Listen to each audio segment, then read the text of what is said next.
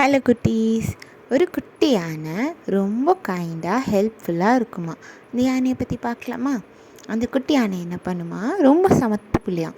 அவங்க வீட்டில் அவங்க அம்மா அப்பா என்ன சொன்னாலும் கேட்டுக்குமா. யாருக்காவது ஏதாவது கஷ்டம்னா போய் ஹெல்ப் பண்ணுமா.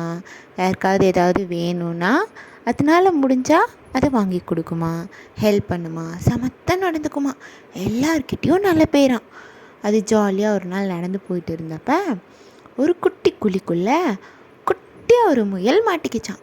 குட்டி முயல்னால் குழிக்குள்ளே இருந்து வெளியில் வர முடியலையாம். குதித்து குதித்து பார்த்துச்சான், வெளியிலேயே வர முடியலையாம்.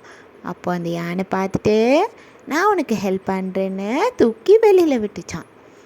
அதே மாதிரி இன்னொரு நாள் அந்த குட்டி யானை ஜாலியாக நடந்து விளையாட போயிட்டு இருந்துதான். திடீர்னு நல்லா மழை பெஞ்சுதான். அந்த மலையில் இருந்து நனையக்கூடாதுன்னு சொல்லி நடந்து நடந்து அந்த குட்டி யானை தெரியாமல் ரொம்ப தூரம் போயிடுச்சான். எங்கே போனோம் எங்கே இருக்கோன்னு யானைக்கே தெரியலையாம். யானைக்கு ரொம்ப பயமாயிருச்சான். இருட்ட வேற ஆரம்பிச்சிருச்சான். அம்மா அப்பாவை நினச்சி அழுதுகிட்டே இருந்துச்சான். சீக்கிரம் அம்மா அப்பா கிட்டே போகணும் அப்படின்னு கத்துச்சான்.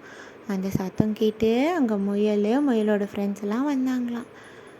யானையை பார்த்துட்டு பாவமாக, அச்சோ இந்த யானை தானே நமக்கு ஹெல்ப் பண்ணிச்சு, இது ரொம்ப நல்ல யானையாச்சின்னு சொல்லி, வா யானை எங்களுக்கு வழி தெரியும், நாங்கள் கூட்டிகிட்டு போய் விடுறோன்னு சொல்லி அந்த யானையை சமாதானப்படுத்தி ஜாலியாக சிரிக்க வச்சுட்டு மெதுவாக அந்த யானையை அவங்க அப்பா அம்மா வீட்டுக்கு கரெக்டாக கூட்டிகிட்டு போக ஹெல்ப் பண்ணாங்களாம்.